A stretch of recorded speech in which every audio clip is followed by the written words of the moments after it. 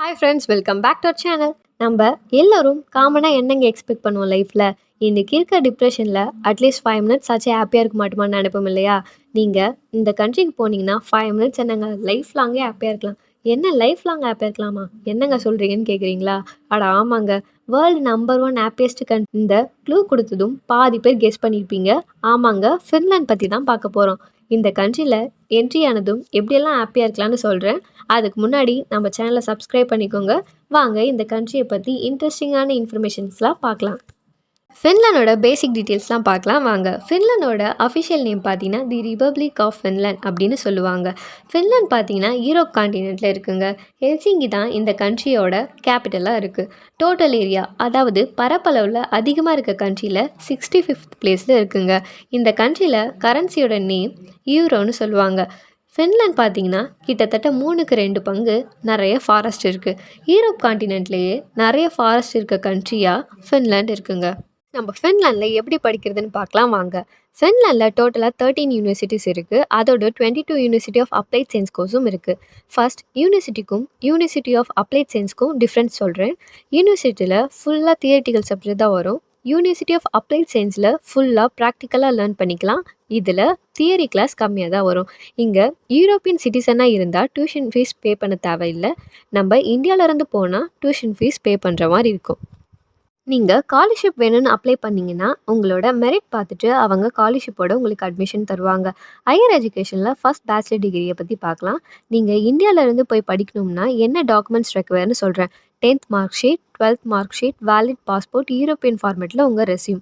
இங்கே பாப்புலரான கோர்சஸ் பார்த்தீங்கன்னா இன்ஜினியரிங், ஆஃபீஸ் மேனேஜ்மெண்ட், பயோசைன்ஸ், இந்த மாதிரி கோர்சஸ் இங்கே டாப்பில் போயிட்டுருக்கு. இங்கே டாப் யூனிவர்சிட்டிஸ் பார்க்கலாம் வாங்க. ஓல்டு யூனிவர்சிட்டி பார்த்தீங்கன்னா யூனிவர்சிட்டி ஆஃப் ஹெல்சிங்கி 1640 ஸ்டார்ட் பண்ணியிருக்காங்க. இந்த கண்ட்ரியில் இருக்க சில டாப் யூனிவர்சிட்டிஸ் நேம் சொல்கிறேன். Aalto university, Tampere university of technology, university of Eastern Finland, university of Turku. அண்டர் கிராஜுவேட்க்கு என்ன ரெக்குவயர்மெண்ட் அண்ட் எலிஜிபிலிட்டின்னு சொல்கிறேன். IELTSன்னு ஒரு எக்ஸாம் இருக்குது. அந்த எக்ஸாமில் 60% மார்க்ஸ் ஸ்கோர் பண்ணணும். GPA மேக்ஸ் 3 பாயிண்ட்ஸ் வச்சுருக்கணும். SAT எக்ஸாம் சில கோர்ஸ்க்கு அப்ளிகபிள் லைக் மெக்கானிக்கல், சிவில் போல் கண்டக்ட் பண்ணுறாங்க. விர்ச்சுவல் இன்டர்வியூ நடக்கும். மேக்ஸிமம் ஏஜ் லிமிட் 24 வரைக்கும் படிக்கலாம். கோர்ஸ் டியூரேஷன் 3 இயர்ஸ் இருக்கும். டியூஷன் ஃபீஸ் பார்த்தீங்கன்னா 12,000 euro பர் இயர் வரும்.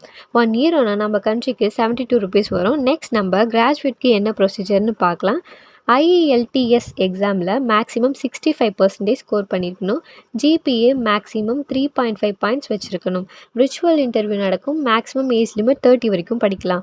கோர்ஸ் டியூரேஷன் 2 இயர்ஸ் இருக்கும். டியூஷன் ஃபீஸ் பார்த்தீங்கன்னா 15,000 euro பர் இயர் வரும். நெக்ஸ்ட் PhDக்கு பார்க்கலாம் வாங்க.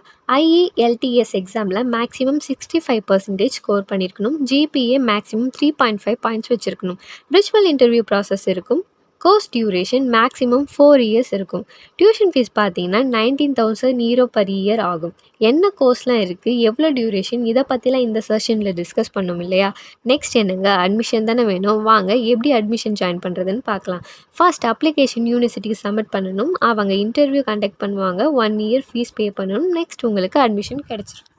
நெக்ஸ்ட் என்ன டாபிக் டிஸ்கஸ் பண்ண போகிறோம்னா ஸ்காலர்ஷிப் தாங்க.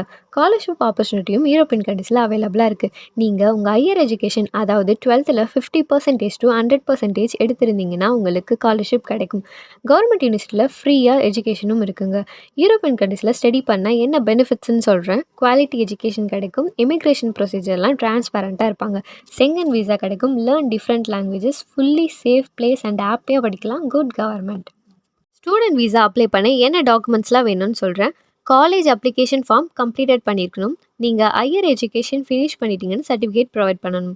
ஃபினான்ஷியல் சப்போர்ட் டாக்குமெண்ட், அதாவது என்னால் மந்த்துக்கு 800 euro, இயருக்கு 8,400 euro கட்ட முடியும்னு ஃபினான்ஷியல் ஸ்டெபிலிட்டி டாக்குமெண்ட் ப்ரொவைட் பண்ணணும்.